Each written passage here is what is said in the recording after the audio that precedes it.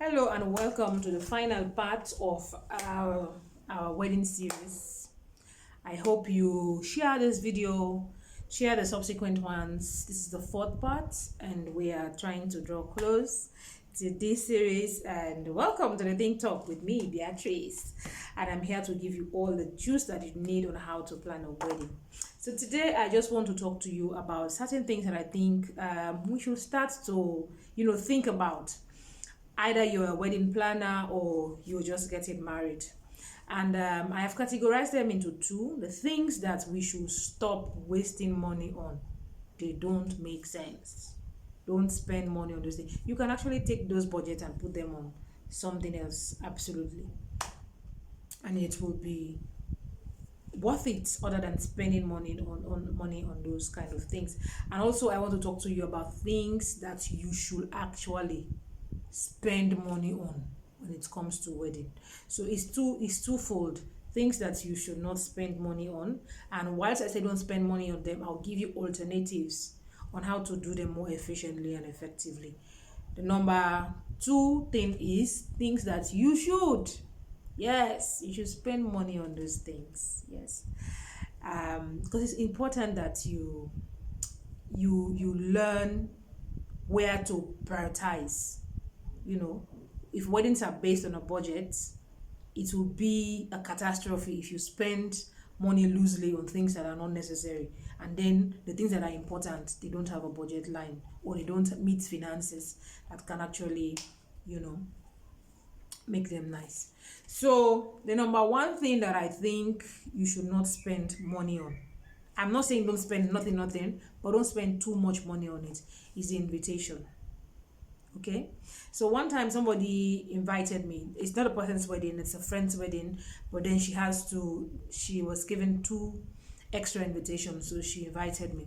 And the invitation was so fancy. It was glass and it has all this gold applique. It has this RSVP card inside, another card, like almost 4 cards inside. Now I think if we know the idea behind all of these cards, then we will know we don't need them here. Here we don't do RSVP. We don't tell the person that, oh, I'll be coming. We don't have to send back the card via mail to tell them that, okay, I am registering that I will come to your event. When they invite you, if you show up, thank you. If you don't show up, we don't have a problem with you. So we don't need all of those cards. So now, the reason why I think invitations are not worthy to spend money on, simply because people don't value them in this country. When you give somebody an IV, maybe in the church they will just drop it there and they go about their business, and it makes sense. It's just, you have invited me, I'm here now, so what's the point? Somebody told me once that the invitation is a teaser to how big or how grand the real wedding will be. No, it is not a teaser for nothing. Okay, don't buy one invitation. I've seen somebody buy a single invitation for 50,000. 50,000, that is $5 for one invitation. It doesn't make sense. Now, if you say the invitation is a teaser of how grand your event is going to be, I will show you a simple card, a simple design card, and I tell you that my event, this simple card that I'm giving you, is holding at a 5-star hotel.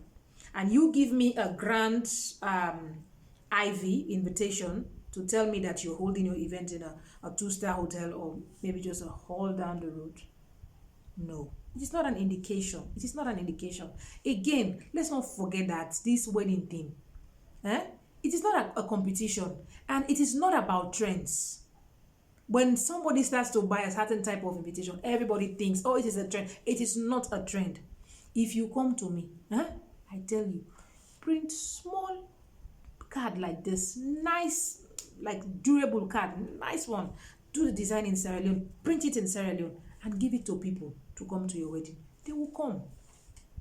Okay. The second thing is that most times we like to include the church program into the invitation. So you have this bulky invitation, you have the songs, you have the names of the bridesmaid, you have the this, you have the that, in all of that. You don't need it. You don't need it. Invite the person to the wedding. Let it be like, because here we say it's our parents that is inviting you, or with God's blessing we are inviting you, whatever the case may be.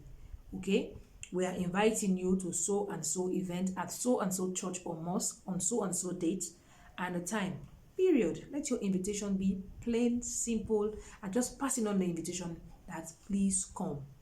Now, there's another problem in Sierra Leone, that usually the people that you invite to the ceremony are not all the people you want to invite to the reception. I get it. I understand it. Because some of us, we have crowd, we have people behind us. When we invite them, they will fill 2 churches. And if you say you want to invite all of them to your reception, I think you need to take stadium all of those people. Okay, so the number one tip I would like to give to you when it comes to invitation and why they should be simple: don't spend a fortune on invitation. It's not worth it. It's not worth it. They'll just throw it away. They don't care.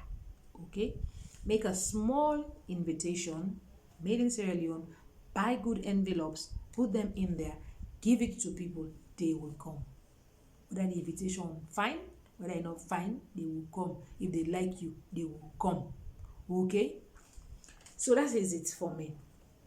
The second thing about the program, because I'm telling you now to make a small invitation, I don't want you to make a program. I think we need to catch up with technology. We need to catch up with technology. If you have a program for the church service and you have the songs or how the service is going to hold, you don't have to print a whole 1,000 pieces colored to share it in church. They will finish and drop it there. Why don't you type it out and do a PDF and send it to everybody that you are invited? Simple. If somebody does not have cannot read it from their phone, the same is true that they cannot read it even if you print it. Okay, so that is a solution I am giving you on a platter. Type all of your program, all of your songs, all of your hymns that you are going to sing in church. Make a PDF file and send it via WhatsApp to as many people as care to have it. And even tell people that if I send it to you and I think this person is coming to the church, because it's just relevant for church, I don't think it happens in mosque, just forward it to them. So they open it on their phone, they scroll, they sing the songs on their phone. Technology taking all the glory. No more paper, because you waste the paper, you spend money, you litter the church, nobody cares after that 1 hour or 2 hours. Okay, so save your money and just make the program and send it to the phone. Bridesmaid name on the phone, godmommy name on the phone, send it to the phone. Everybody will have it in the phone. If they want to delete it, they will delete it. If they want to keep it and clog their own phone, good for them, but you have not paid for it. So maybe you will pay somebody to type it, period, and then you send it to their phone. Save yourself some money. There are some places I want you to spend money. So now I'm telling you to save money there. Save it. Number a continuation to the invitation, because like I said, it's not all the people that you invite to church that you usually want to invite to the reception. So usually people will do 2 IVs. The one is just for the general, and they will do a smaller one for the reception. You can do that. 2 small cards might be cheaper than having a whole expensive whatever. Again, another way you can do this, if you don't want people to troop in, is to have like how many people a card would admit to your reception. It is only this country that I see that they say each card should be for 2 people.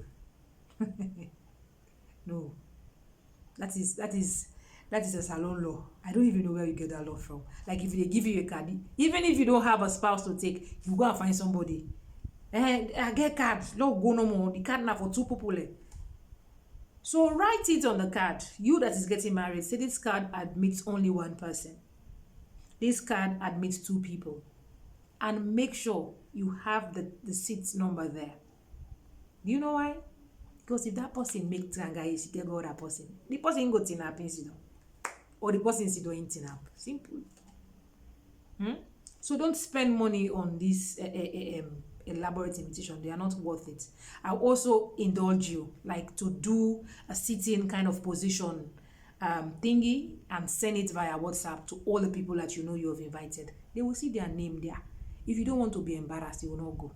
If you look at the list and you know that, even if somebody shows you the list and you know that your name was down there, you will not go. If you have shame, some people don't have shame, they will still go. They will find somebody that will not go. They say, look at Momodu-kamara's name here. I don't think this Pa will go. I will go sit down and sit. How many people are low-minded like that? But do your sitting arrangement and send it before time, so people will know that this place has already been arranged. If you come and your name is not there, you will not have somewhere to sit. Simple also, right? So let's save money. Don't spend money on IVs. That's a waste. Number 2 thing that I think you should not spend money on is how do you call them, souvenirs, like favors, things that you give to people to take to their houses. I think that's just a waste of money, and it should not even be a competition. Like, it's not like, oh, that person made, so me too I should make. Don't spend money on favors. You've given them food, you've given them good music, you've given them drinks, you've given them a good ambience. Let them enjoy it. Period. Okay? Don't kill yourself to make extra favors. Make teacups, make this, make that. It's not necessary. Don't do it. It's a waste of resources. Now, I have a little caveat to that. If you think that you have to make, you don't have to make for the entirety of your guests. Now, in Africa, like I said in my previous video, there are people who are going to help you. We call them like godparents, sponsors, whatever the case may be. You will have a token for them, and that token should not even be shared during the reception. So nobody will say like, oh, they give the people in front, they did not give us. Now, we have a culture in our country. If somebody supported you in your wedding, they this, maybe after a week or a month after your wedding, you do rounds. Yes, you should do rounds, like go around the people and just visit and say thank you for their support. So at that time, if you have a souvenir, a little bit of the cake, maybe a teacup, whatever it is, just to say thank you. And it is a token for you to remember our wedding day. That one makes sense to me. Otherwise, that one way you go make 1,000 teacup, 1,000 bag, 1,000 book.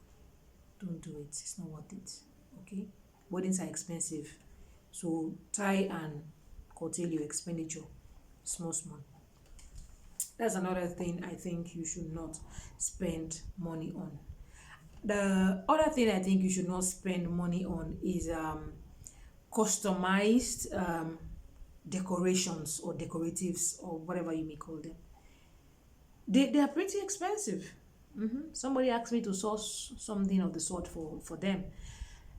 The topping, like, things that you're just going to use for that day, they are expensive.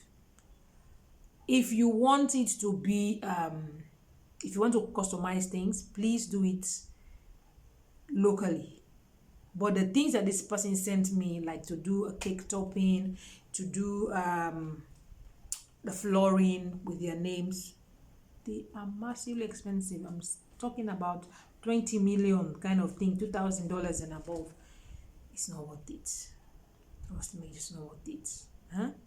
Weddings are expensive enough. So save that money and put it to something rather important. Okay? I'll show you another way that you can actually have this so-called customized thingy, especially for the flooring, like the dancing space. I have seen it, and I think somebody in this country can pull it off. You can project whatever customization you want on the floor. Ka-ching! So you have your projector lights, and you have whatever writing on the computer projected on the floor. So if you want it to say like Ahmed loves Ramatu, just project it for you on the floor. Let's use technology. Let's not waste money. I beg you. Okay. So now let's come to the things that we should spend money on.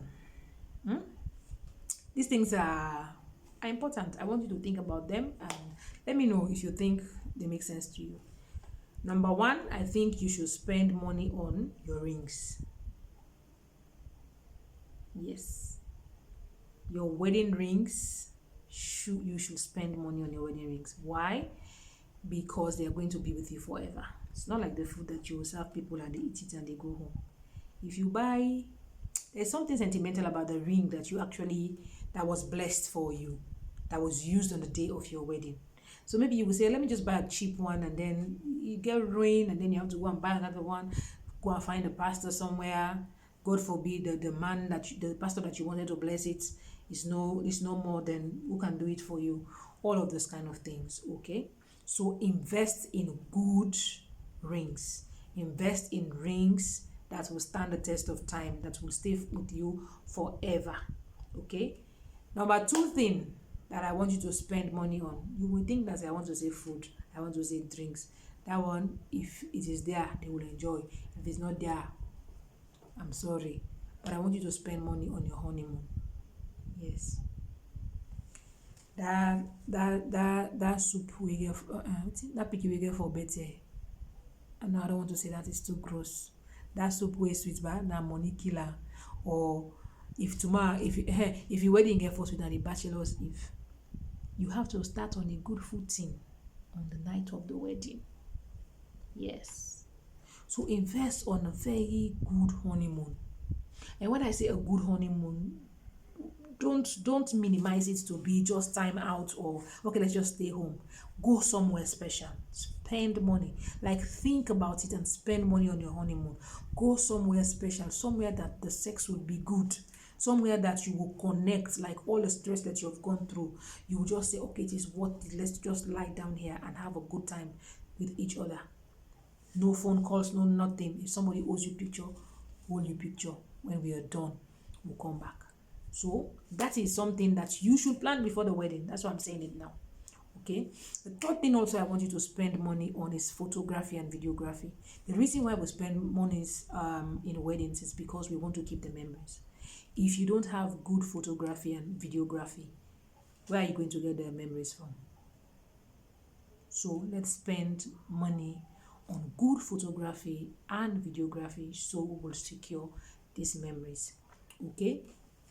So just in recap, I am I'm a huge fan of incorporating technology in the way we do weddings now. So every day I sit down, every day I think about things that we could do to just, cut down the expenditure. If movies are now on Netflix and we don't have to buy them, we don't have to buy a DVD and a plate to watch a movie, why don't we change the way we do things with all these papers? Can change it. So as I be thinking and looking at stuff that will make sense for our weddings, I'll be bringing them to you. Thank you so much for listening, and I hope this video makes sense to you. Please take time out to subscribe to my channel, press the notification bell so that you'll be notified, and also share my video so that I know plenty of people are getting married this December, January, so that they can know. Thank you.